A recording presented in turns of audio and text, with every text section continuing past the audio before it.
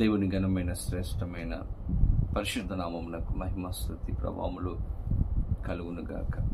బాగున్నారా? పరిశుద్ధాత్మ దేవుడు మరి యొక్క నూతనమైనటువంటి దినాన్ని మనందరికీ కూడా ఆయన అనుగ్రహించి ఉన్నారు.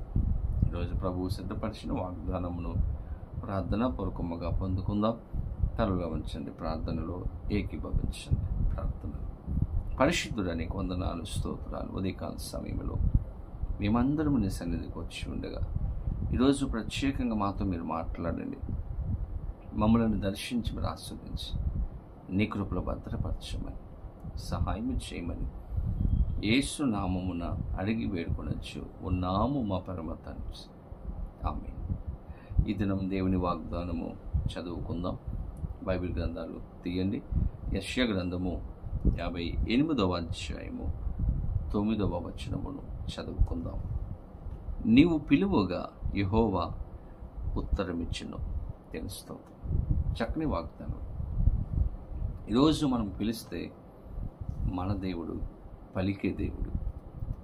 ఆయన మౌనముగా ఉండే దేవుడు కాదండి, ఎక్కడో ఉండే దేవుడు కాదైనా. నువ్వు పిలిస్తే నీ చెంతకు వచ్చే దేవుడు, నీ చెంత నిలబడే దేవుడు, నీతో ఉండే దేవుడు, నీకు సహాయం చేసే గొప్ప దేవుడుగా ఆయన ఉంచి ఉన్నాడు.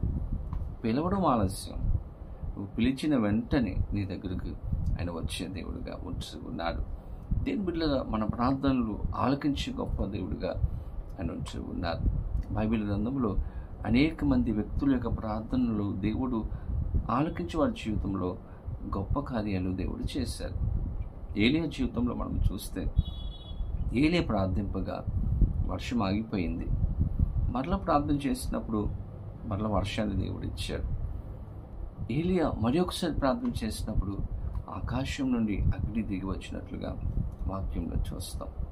అలాగే యెహోషువ ప్రార్థన చేసినప్పుడు సూర్యుడు ఆగిపోవాలి, చంద్రుడు ఆగిపోవాలి అని ప్రార్థన చేసినప్పుడు దేవుడు ఆపేశాడు, ప్రార్థన ఆలకించాడు.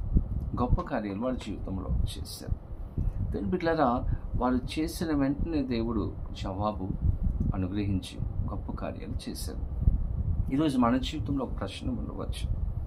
నేను ఎంతగానో దేవుని అడుగుతూ ఉన్నాను, ఎంతగానో దేవుని యొక్క సన్నిధానంలో మొరపెడుతూ ఉన్నాను, ప్రార్థన చేస్తూ ఉన్నాను, ఉదయం ప్రార్థన చేస్తున్నాను, దావీదులాగా మధ్యాహ్నము సాయంకాలం ప్రార్థన చేస్తూ ఉన్నాను, సమయం దొరికినప్పుడల్లా ప్రార్థన చేస్తున్నాను, ప్రభువును అడుగుతూ ఉన్నాను. అయితే నా జీవితంలో దేవుడు కార్యం చేయడం లేదు, నేను ప్రార్థించగా దేవుడు నా ప్రార్థన ఆలకించడం లేదు, నా పరిస్థితులు మారడం లేదు అని మీరు అనుకుంటూ ఉన్నారా? దేవుని బిడ్డలారా, మన యొక్క దేవుడు మన ప్రార్థనలు ఆలకించే దేవుడు, మన యొక్క మొరకు దేవుడు చెవియొగ్గే దేవుడు.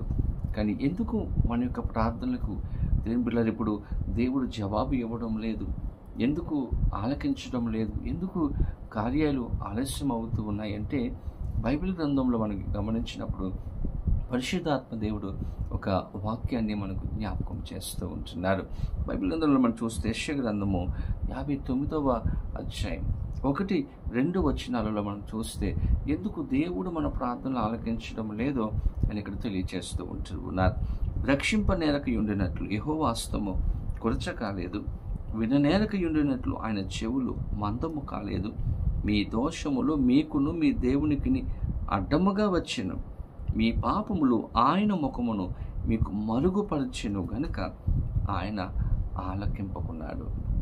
దేవుని బిడ్డలారా, ఈరోజు మనం ప్రార్థన చేసినప్పుడు దేవుడు జవాబు ఇవ్వడం లేదు. ఎందుకంటే ఒకవేళ మన యొక్క పాపములే దానికి కారణముగా ఉన్నాయేమో, మనలో ఉన్నటువంటి దోషములే, మనలో ఉన్నటువంటి దేవునికి ఇష్టం లేనటువంటి కార్యాలే, లేకపోతే వ్యసనాలే, ఆ పాపపు జీవితమే ఒకవేళ కారణంగా ఉన్నాయేమో. వాటిని మనం గనక తొలగించుకుంటే ఖచ్చితంగా దేవుడు మన ప్రార్థన ఆలకించి జవాబిచ్చే గొప్ప దేవుడిగా ఆయన ఉంటాడు. దేవుని ఈరోజు మన జీవితాలు ఎలా ఉంటూ ఉన్నాయి? దేవునికి ఇష్టకరమైనటువంటి జీవితాన్ని మనము జీవించగలుగుతూ ఉంటున్నామా?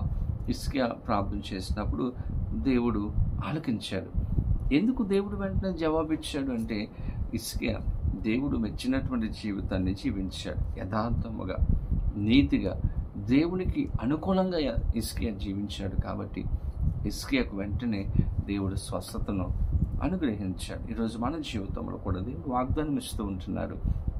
నీవు పిలువుగా నేను నీకు ఉత్తరం ఇస్తాను. ఈరోజు దేవుడు ఉత్తరం ఇవ్వాలి అంటే, జవాబు ఇవ్వాలి అంటే, ప్రార్థన ఆలకించాలంటే దేవునికి దగ్గరగా ఉండాలి, పాపమును తీసివేయాలి. దేవుని యొక్క సన్నిధానంలో మనము కనిపెట్టినప్పుడు, ప్రభువును అడిగినప్పుడు, దేవునితో సహవాసం చేసినప్పుడు ఖచ్చితంగా మన ప్రార్థనకు జవాబిస్తాడు.